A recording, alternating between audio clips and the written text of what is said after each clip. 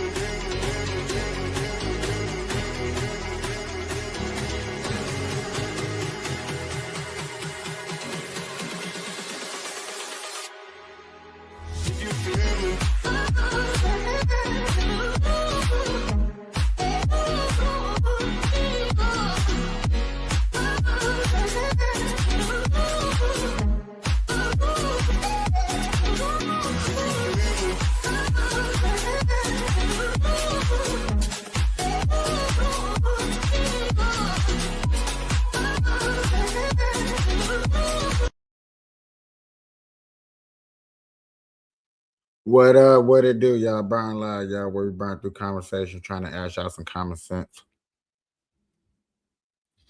I appreciate people coming through, stopping through. What's up? What it do? What it do? Tonight is gonna be a breaking news covering story. Breaking news covering story. Once again, tonight is gonna be a breaking news covering story. I don't know why I didn't have that. Breaking news covering story. Breaking news covering story. We will be covering the shooting that happened in Australia, something that's not normally happen. I want to get deeper into this. This is a special live dedicated to that. Without further ado, ladies and gentlemen, let's get into it.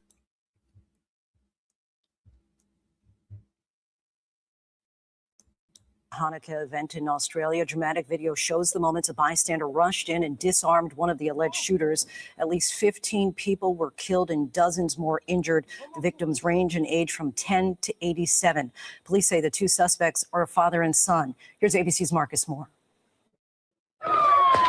Tonight, chaos at Australia's famed Bondi Beach. Hundreds running for their lives as a pair of gunmen opened fire on a crowd gathered to celebrate. The suspects, identified as a father and his son, killing at least 15 people and leaving 40 more wounded. Authorities say bloodshed could have been murders if not for the heroic actions of a bystander.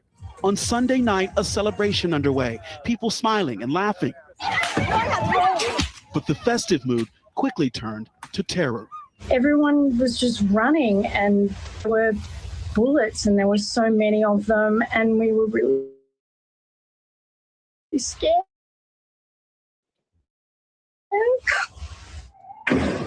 Video of a pedestrian bridge firing long guns. More than 1,000 people were on the popular beach at the time, victims ranging from 10 to 87 years old. Among those killed was one of the organizers of the event, Rabbi Eli Schlanger, seen here on Instagram, who served as a rabbi and chaplain in the Bondi community for 18 years. But despite the danger, a brave bystander confronting one of the gunmen, jumping from behind a car, wrestling for control of the weapon. That Good Samaritan, who police have identified as Ahmad al-Ahmad, suffering multiple gunshot wounds, currently recovering in the hospital. And tonight, he's being hailed around the world as a hero. A very, very brave person, actually, who went and attacked frontally one of the shooters and saved a lot of lives. Lindsay, police say one suspect, the father, was killed, the other, his son, taken into custody in critical condition. Authorities saying they also found 2 improvised explosive devices at the scene, now calling this a terrorist attack targeting the Jewish community. Lindsay. Marcus Moore for us. Thank you. Why? Something that's have never been done at this extreme measure that happened in Australia. I understand now over here to us it's probably more common.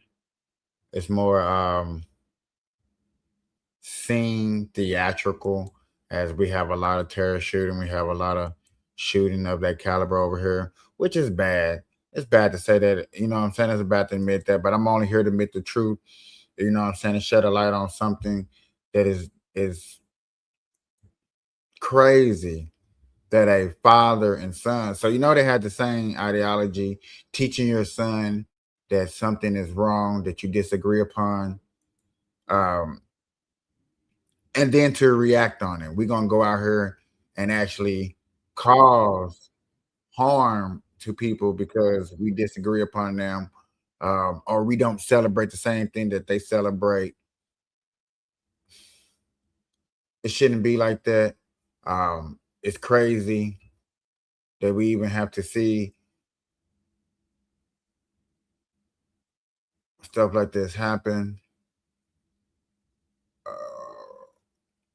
I got more coverage of it. Like I said, I'm gonna be going over coverages for a bit, at least good 45 minutes to an hour. There are some other things to cover. I might just actually have to cover another show. But yet again, I do just want to keep y'all informed of what's going in, giving y'all the most recent update. Like right now, no. There's something going on. There's actually a shooting that's going on in Boston too. So I'm trying to keep up with both of them right now. There's a mass shooting in Boston. Switching the subject, I'm gonna go to the live or the mayor talking. And so with that, I'm going to turn it over to my friend Oscar Perez. I've known a long time, worked a lot of cases with Chief Perez. He's terrific. He's leading a great team here. Again, I wish you could have seen the work the other night. We have not yet solved this case, but I'm confident we're going to do that. And I'm confident we're going to do that in the very near future. So, Chief Perez. Thank you, General John. Good evening. We're here again today, obviously, to I want to reiterate the General just stated, as well as the mayor. This person of interest will be released, and I want to make sure that we all understand that this was a very complex investigation, and it still is. So, in the sense, we followed on a lead, and we followed on this specific lead, but we're able to examine every single evidence that led us to this individual. And at that point, that's how investigations work. Investigations will tell us whether something is valid or not, whether something needs to be ruled out. It's not a mistake. It's just how investigations work.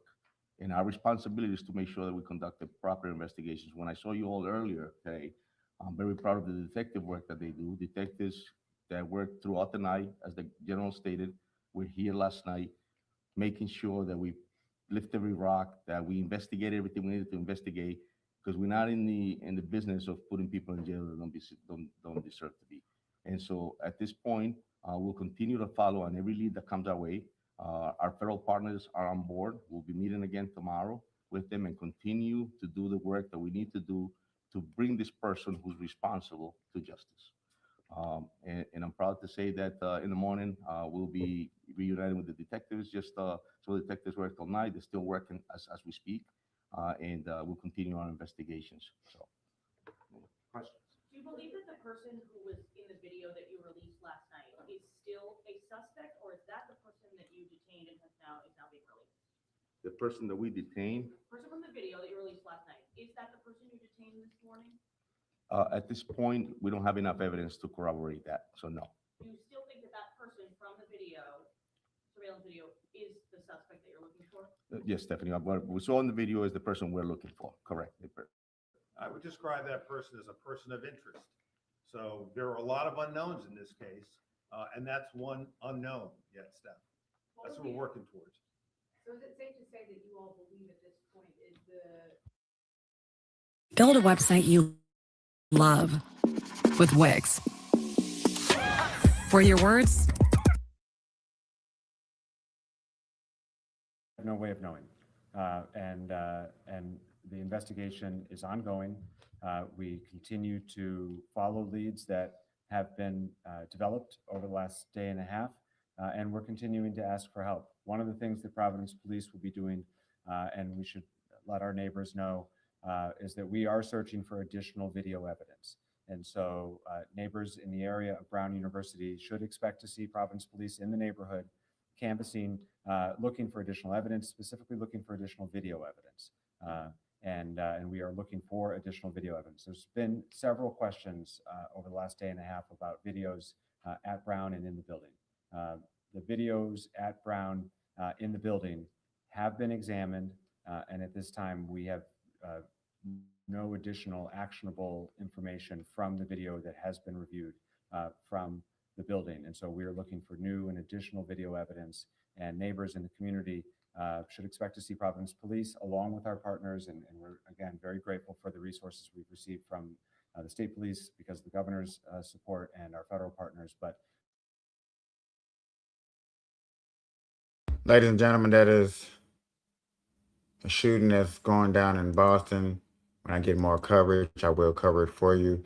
I'm not sure. I just seen it, so I wanted to update you on that.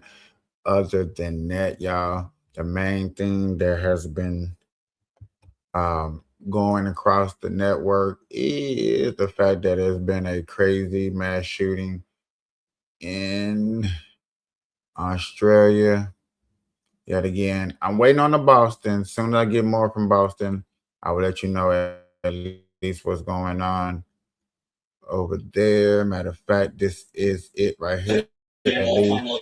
Brown have been canceled, and students have been told they can go home if they wish. But getting past the events of yesterday will be beyond hard for many. And with that in mind, WBZ's Paul Burton spoke with the roommate of a student who perished in the gunfire. Very stressful, and it's very sad, especially for the victims. Emotions are high and hearts are broken on the Brown University campus in Providence. I don't know. I don't think there's anything you can really do to like. Some heading home for the holiday break after Saturday's deadly mass shooting. What I do know will be felt throughout this community because his soul truly did reverberate throughout the community. Freshman Kamari Mans is trying to process the loss of his roommate. He says he was one of the two people killed in Saturday's shooting. He describes him as compassionate and thoughtful. He's kind. He reached out to me as soon as we got our roommate assignments. And then most important, he was just present. Whatever you asked him to do, he was always there for you. The freshman wrestler says during the lockout, he was reaching out to all of his teammates and fellow classmates, but he did not hear back from his roommate. Something didn't feel right because I texted him and then he didn't text back. And then finally, around 10 o'clock this morning, somebody confirmed it for me. He says he was extremely smart and studying neuroscience. He says he will miss his warm, gentle spirit. Just a ball of joy, ball of energy. He's honestly makes sure he raises everybody else a certain level. He makes sure you have your stuff done. He makes sure he has his stuff done. He's just always there. Brown University students obviously overwhelmed and now beginning to process what has happened here over the last 24 hours. And one thing I've noticed is that this is a strong-knit community, and they say they will stand together as they mourn the death of their fellow classmates and those who have been injured in this tragedy. In Providence, I'm Paul Burton, WBZ News. So this what happened the other day.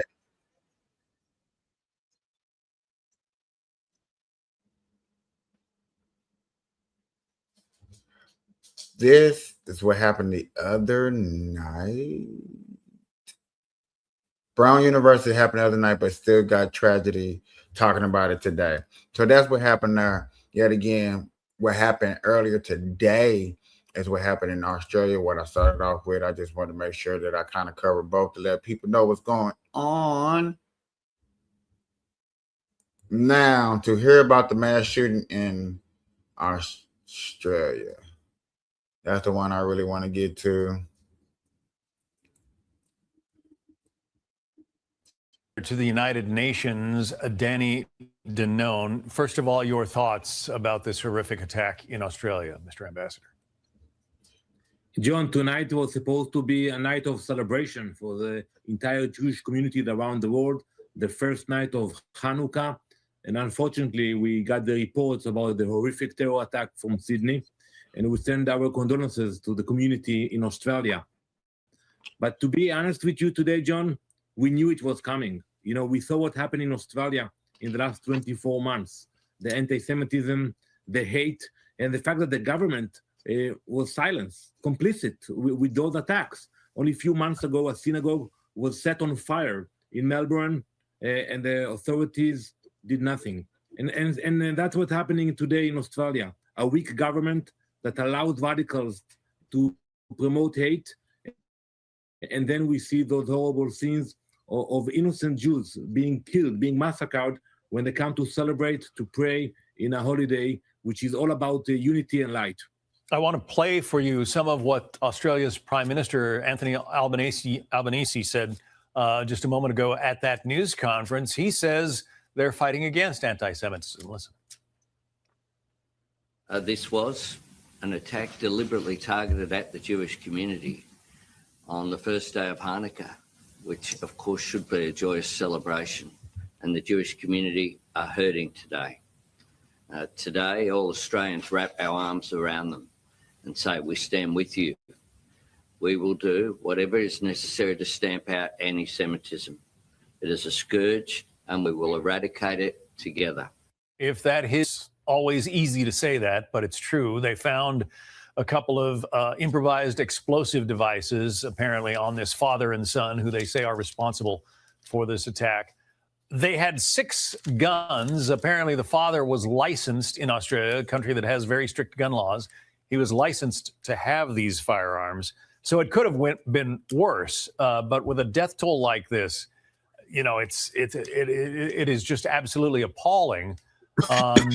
And people like the Prime Minister and the New South Wales Premier say they're not going to tolerate any more of this kind of anti-Semitism. But it sounds like you think it's already kind of baked into the cake down there. Indeed, and I think they will have to look deeper to what happened there. I spoke with some of my friends in Sydney, and they told me it took the police almost 30 minutes to neutralize the threat. And we saw the video of the brave bystanders who actually was courageous enough to neutralize one of the. Do we think it's easy to get rid of bystanders in a crowd full of people?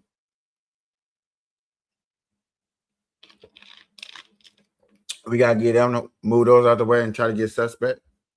Actually, that's what I meant. Trying to go get the suspect in a crowd full of victims. You really can't have a shootout with a victim in a crowd full of people. That's what police officers can't do. Now, I don't know about Australia. It amazes me when people say, oh, people took too long. Now, I knew it was a big debate about the one school mass shooting where it took the police officers a long time to get up in there while the gunman was in there doing what he was doing in the school. I get that. I remember that. But we, the people, citizens, and we're just innocent bystanders. We don't take the time out to remember what are the procedures that they have to go through, because most of us don't even know the procedures. A lot of y'all don't care what the procedures are. So therefore, you're going to do what you do. And yet again, like this guy right here who wants to protest the guys took 30 minutes, but yet again, don't know what procedures, got to talk to the higher ups. Unfortunately, politics do play a part in some rescues and stuff like that, which people on both sides, we all as people we don't like that. We don't like that. So, you know what I'm saying? I just want to point that out. Like, we really can't be pointing fingers when it comes to time, because yet again, breaking things down to understand that this was a terrorist attack, you still got to watch out for innocent bystanders. You just can't go in there guns blazing. Take some consideration into the situation. Terrorist, but where were the police for 30 minutes? It took them to take care of this situation. And at that, look at this little area, y'all. This is the beach. People coming, people parking.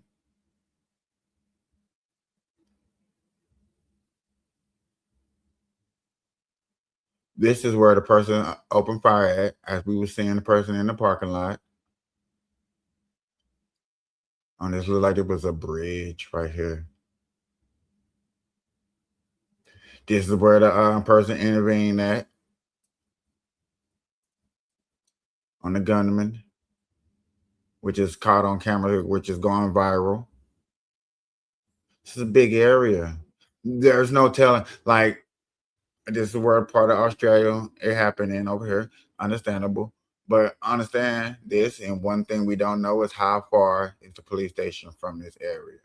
How long does it take to get to this area from the police station? You know, he's not gonna say that.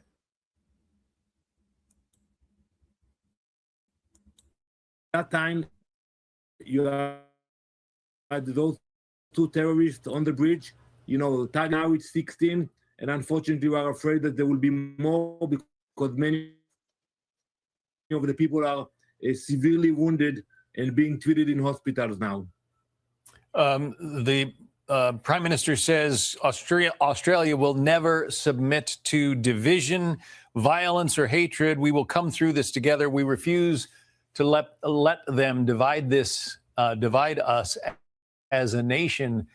There are indications that Iran was involved in some of the past terror incidents in Australia. Would you be surprised if Iran was somehow involved in this one? Absolutely not. You know, we're not going into details about the incident in Australia today, but I can tell you that we know for a fact that they have been trying to target Jewish communities and Israeli targets in the last few months.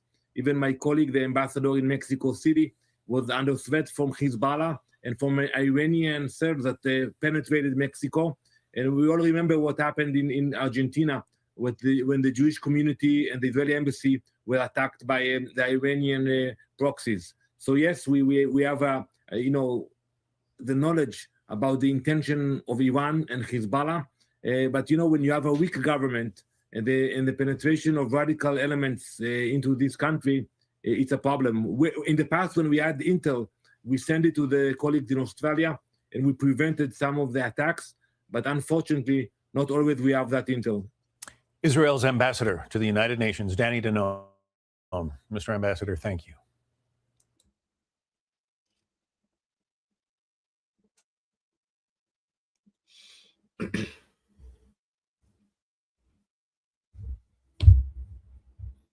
Prayers go out to Australians, to the Jews, for those who didn't make it. Sad moment. Thank you. Hey, Sean Hannity here. Hey. Shout out. Told me oh my God, I'm sorry, y'all. Prayers go out to the Boston victims too. Also, tragic moment.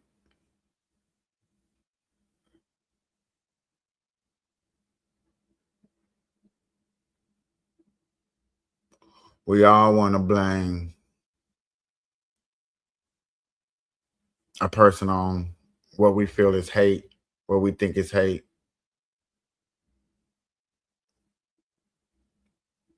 We blame you for this, we blame you for that.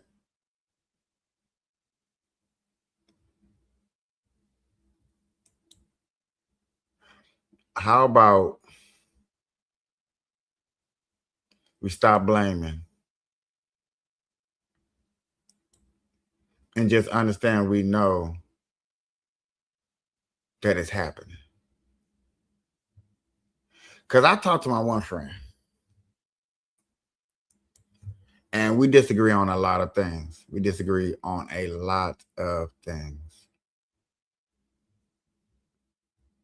But one thing we come together on every time is that when something is actually happening, and you be like, okay, it's happening. So let me not deny that it's happening.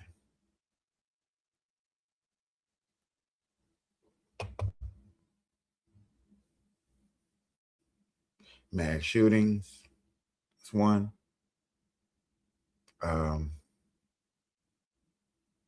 Taxes, two.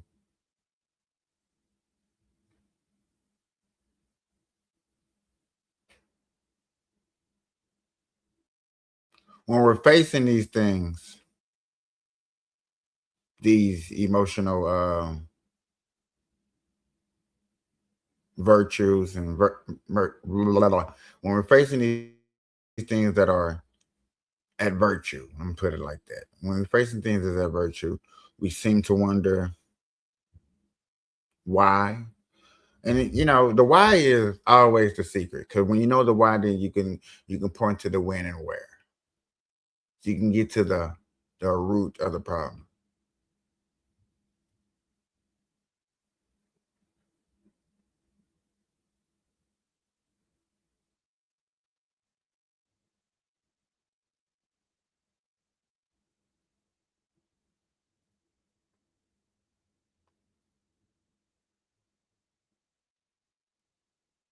Everybody's covering this gunfighting. I got different news coverage. I think basically everybody's gonna just probably say the same thing.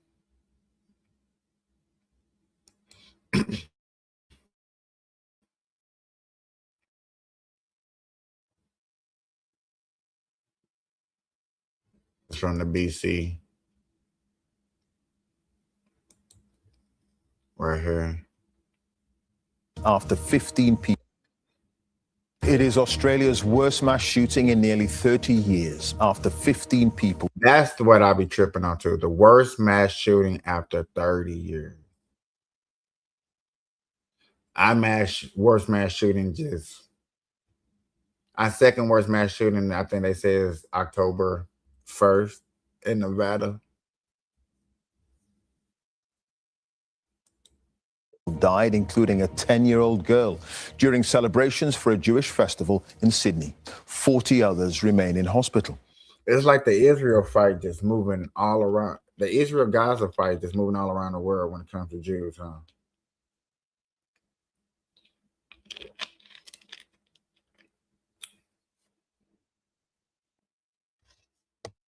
Everybody want to pick on the Jews. Because yet again, you do hear a lot of people on social media that talks about how the Jews are rich, how the Jews are this, how the Jews are that. So I'm not saying it. Just saying what the media is. I don't want to get striking all that good stuff, but yet again, you see these points, you see these times, you see these moments like this. And what else can you say or do? I mean, am I calling a spade a spade? Just saying what I see what I say. Now, it happened at Bondi Beach at a gathering marking the beginning of Hanukkah. Police say it was a terrorist attack. Tonight, that's that what area that we see the bridge, and they're pointing towards the beach. BBC. It shows two gunmen firing indiscriminately from a small bridge towards a park and beach area. One man then leaves but keeps firing. Yet again, they haven't gave these people names.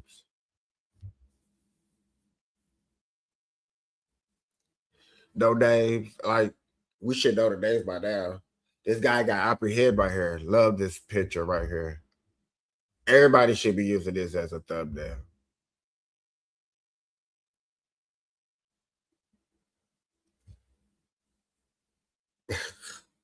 I'm not good with thumbnails.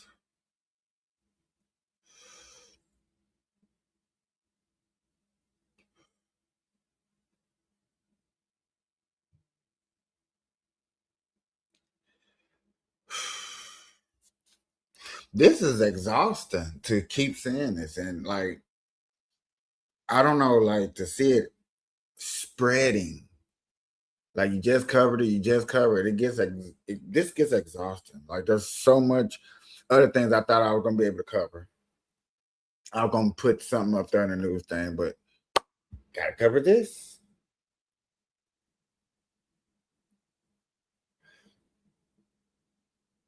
Ladies and gentlemen, I might as well I think I'm gonna just stop this and probably come back live and do a whole no live so I can talk about other things. But yeah, this is it right here. Once I get done with this, I'm probably gonna go live and then repost this. Yeah. Violence continues. A bystander tackles the gunman, grabbing his weapon. He's now been hailed a hero and named locally as Ahmed. Other bystanders step in to help. Well, one of the gunmen was late. Yeah. I would have heard a gunman name. We know the person that saved the day's name. Ahmed. I need to hit the CCs up. Oh yeah, I forgot about that part. I don't know what the heck happened.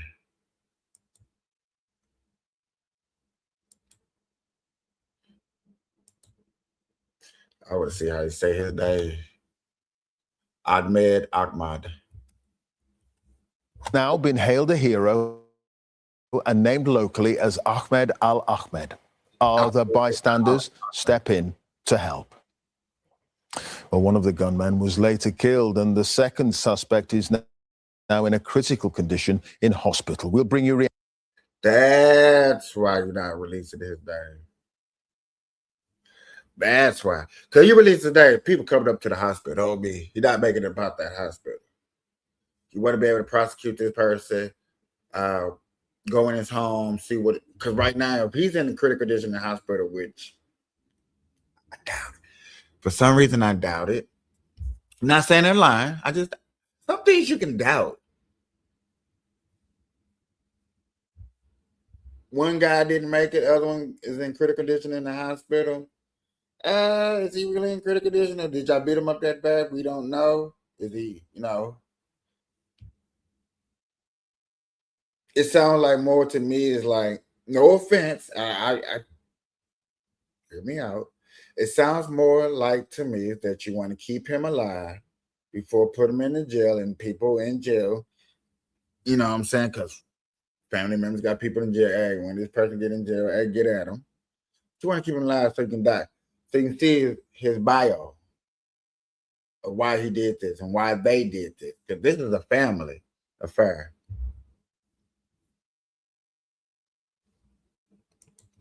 Action from around the world, including here in the UK. But first, Katie Watson has our top story tonight from Bondi Beach. Her report contains some distressing scenes. What's the fastest way to go from recording to publishing? Meet Riverside, the content creation. Horror on Bondi, an unimaginable. Is my boy looking with goggles? Chilling? Oh, he's recording. My boy right here, y'all. My white tee, white shorts. Come on, dog. My boy just sitting there recording. Everybody else running. Them the things that people look odd at, and unfortunately, the FBI is going to question him. Like, hey, he's going to get questioned, and people are going like, why didn't you question? Why would you question a person like him? For the simple fact that he's looking in the opposite direction, not running, not feeling no terror. People would think that he's calm. We can't see that well. Y'all want me to get y'all to the big screen. Y'all like capiche? You on the little screen, homie? Bam.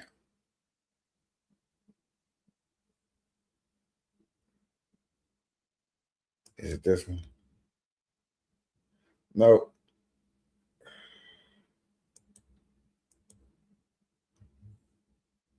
So, put them on the big screen. You see my mouse. You see the phone right here. Where everybody looking at. To run. I mean, you can almost, if I probably rewind this and put it in slow motion, you will probably almost see these people right here. Most likely running in the same direction. You even see look at the waterway. The waterway, the V. That's how a detective and people are dissecting that, and then they're gonna look at this guy and be like, okay, yeah.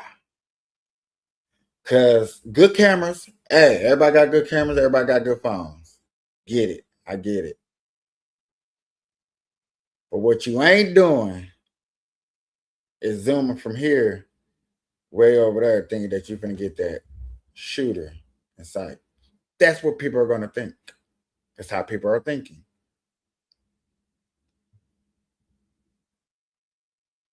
Horror on Bondi, an unimaginable scene on Australia's most famous beach.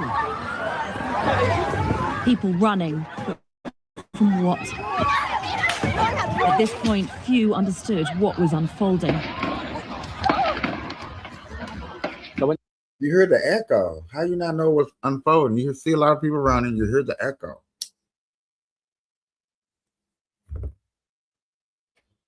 You heard the echo.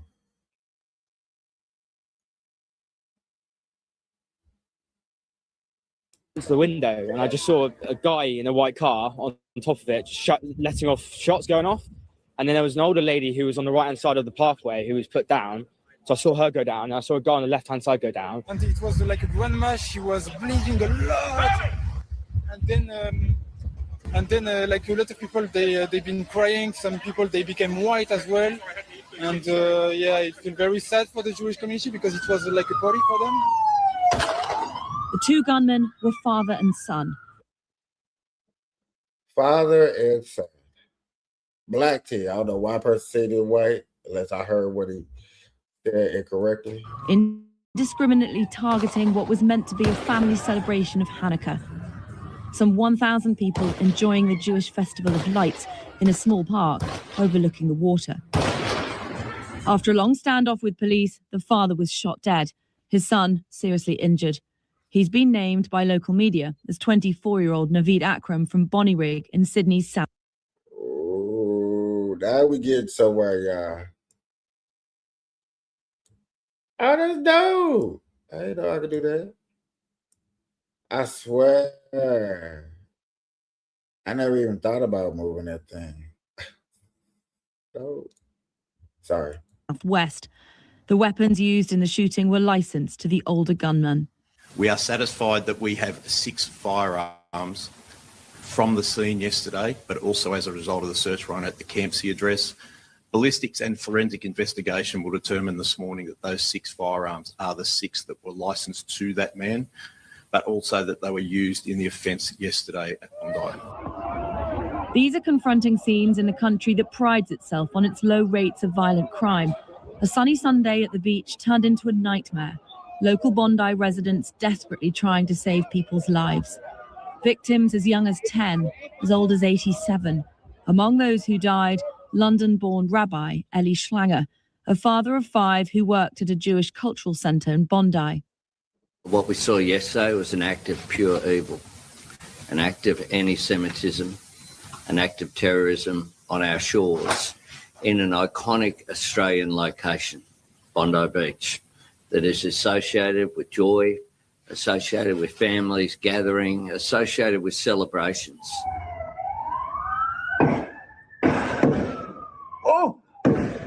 Most people ran when the shots rang out. This man didn't, and he's been hailed a hero. Named